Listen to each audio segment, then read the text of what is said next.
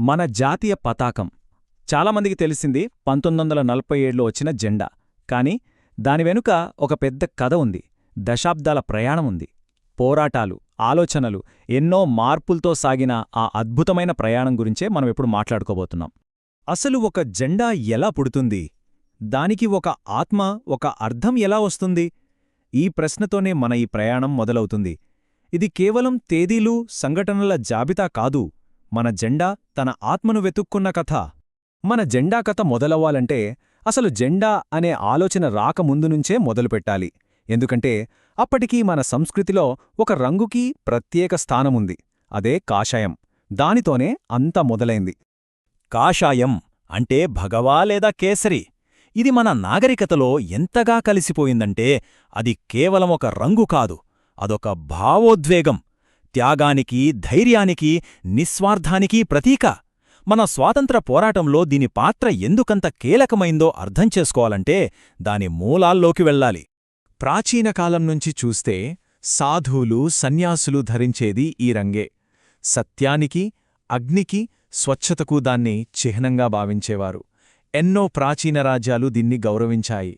మరి దేశం కోసం త్యాగం చేయాలి అన్నప్పుడు ఇంతకంటే సహజమైన, శక్తివంతమైన రంగు మరొకటి ఉంటుందా?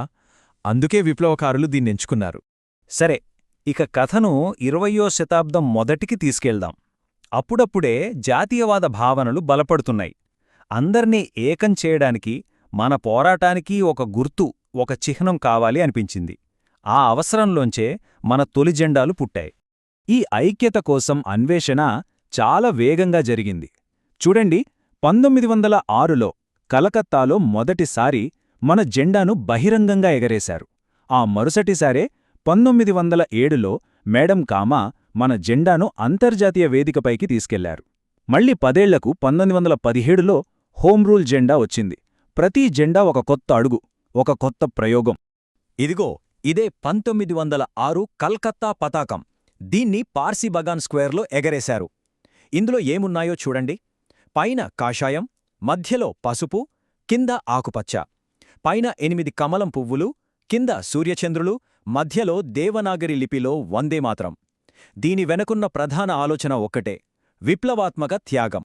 ఆ కలకత్తా జెండా ఎగిరిన ఒక్క సంవత్సరానికే 1907లో మేడం భికాజీ కామా జర్మనీలో దాదాపు అలాంటి జెండానే ఎగురవేశారు. ప్రపంచ దేశాల ముందు నిలబడి భారతదేశానికి స్వేచ్ఛ కావాలి అని గొంతెత్తారు.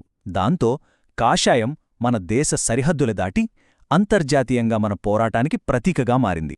కాని 1917లో వచ్చిన హోం రూల్ జెండాతో ఒక కొత్త సమస్య బయటపడింది.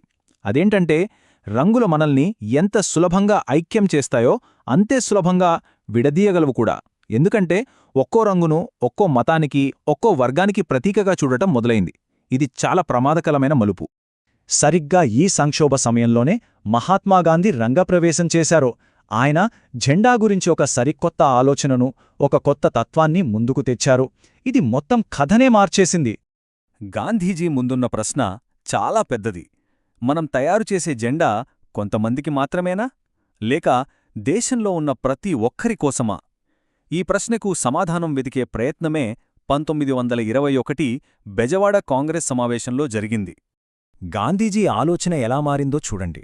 మొదట ఆయన హిందువుల కోసం ఎరుపు, ముస్లింల కోసం ఆకుపచ్చ ఉండాలి అనుకున్నారు. కాని అది సరిపోదనిపించింది.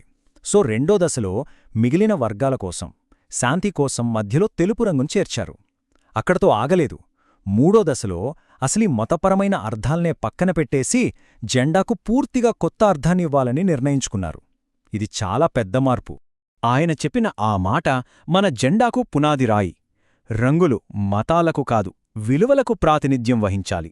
అంతే. ఆ ఒక్క వాక్యంతో జెండా స్వరూపమే మారిపోయింది. ఈ కొత్త ఆలోచన వల్ల ఒక చాలా ముఖ్యమైన మార్పు జరిగింది. అంతకుముందు హిందువుల కోసం అనుకున్న ఎరుపు రంగు కాస్త దూకుడుగా అనిపించింది. దాని స్థానంలో మన సంస్కృతిలో లోతుగా పాతుకుపోయిన త్యాగానికి ప్రతీక అయిన కాషాయాన్ని తీసుకువచ్చారు. ఎందుకంటే కాషాయం అంటే ద్వేషం లేని త్యాగం. గాంధీజీ అహింసా సిద్ధాంతానికి ఇది సరిగ్గా సరిపోయింది. ఇలా ఈ ఆలోచనలన్నీ కలిసి ఒక రూపం తీసుకున్నాయి. అదే 1931లో వచ్చిన త్రివర్ణ పతాకం. దీన్ని కాంగ్రెస్ పార్టీ అధికారికంగా స్వీకరించింది. అప్పట్నుంచి స్వాతంత్ర్యం వచ్చే వరకు ఇదే మన పోరాటానికి జెండాగా నిలిచింది. 1931 జెండాను చూస్తే పైన కాషాయం ధైర్యానికి, త్యాగానికి చిహ్నం, మధ్యలో తెలుపు సత్యానికి, శాంతికి, కింద ఆకుపచ్చ నమ్మకానికి, శ్రేయస్సుకు, ఇక మధ్యలో మనందర్నీ ఏకం చేసే మన స్వావలంబనకు గుర్తుగా చరక అంటే రాట్నం. ఉప్పు సత్యాగ్రహమైన, క్విట్ ఇండియా ఉద్యమమైన కోట్లాది మంది భారతీయులు ఈ జెండా నీడనే నడిచారు. ఇక దేశానికి స్వాతంత్ర్యం దాదాపు ఖాయమైంది. అప్పుడు మన ముందు ఒక చివరి, చాలా సున్నితమైన సవాలు నిలబడింది. ఒక రాజకీయ పార్టీ జెండాను పుట్టబోయే కొత్త దేశానికి జాతీయ పతాకంగా ఎలా మార్చాలి? అది అందరిది అని ఎలా అనిపించాలి? ఇక్కడున్న సమస్యేంటంటే చరఖా చాలా శక్తివంతమైన చిహ్నం కాదనలేం, కాని అది కాంగ్రెస్ పార్టీతో, ఒక రాజకీయ ఉద్యమంతో ముడిపడి ఉంది. స్వతంత్ర భారతదేశానికి అలాంటి గుర్తు కాదు కావాల్సింది, ఒక తటస్థమైన, శాశ్వతమైన, కాలాతీతమైన చిహ్నం కావాలి. అందుకే ఆ చివరి మార్పు జరిగింది. 1931 జెండాలో ఉన్న చరఖా స్థానంలో 1947లో అశోక చక్రాన్ని చేర్చారు.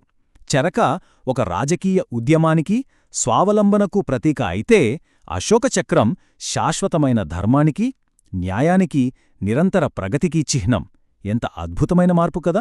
ఫైనల్గా జులై 22, 1947న మన జాతీయ పతాకాన్ని రాజ్యాంగ సభ ఆమోదించింది. దాని తుది అర్థాలు ఇవి: కాషాయం ధైర్యం మరియు త్యాగం, తెలుపు సత్యం మరియు శాంతి, ఆకుపచ్చ విశ్వాసం మరియు అభివృద్ధి, మధ్యలో నీలిరంగు అశోక చక్రం ధర్మం మరియు నిరంతర గమనం. చాలామందికి ఒక ప్రశ్న వస్తుంది, కాషాయం పైనే ఎందుకుండాలి? దాని వెనుక ఒక లోతైన తత్వముంది. దేశాన్ని నడిపించే నాయకత్వం ఎప్పుడూ త్యాగంతోనే రావాలి. అధికారం కాదు, బాధ్యత ముఖ్యం. ఆ నైతిక ధైర్యమే దేశానికి మార్గనిర్దేశం చెయ్యాలి అనే సందేశాన్నివ్వడానికే కాషాయం అగ్రస్థానంలో నిలిచింది. చూశారుగా, మన జెండా ప్రయాణం ఎక్కడా ఆగలేదు. అదొక జీవనాధి లాంటిది, ఒక తత్వం. మరి ఇన్ని దశాబ్దాల తర్వాత ఈరోజు మనకు మన జెండా ఏం చెప్పుతోంది? దాని అర్థమేమిటి? ఈ ప్రశ్నతోనే ఈరోజు ముగిద్దాం. ఆలోచించండి.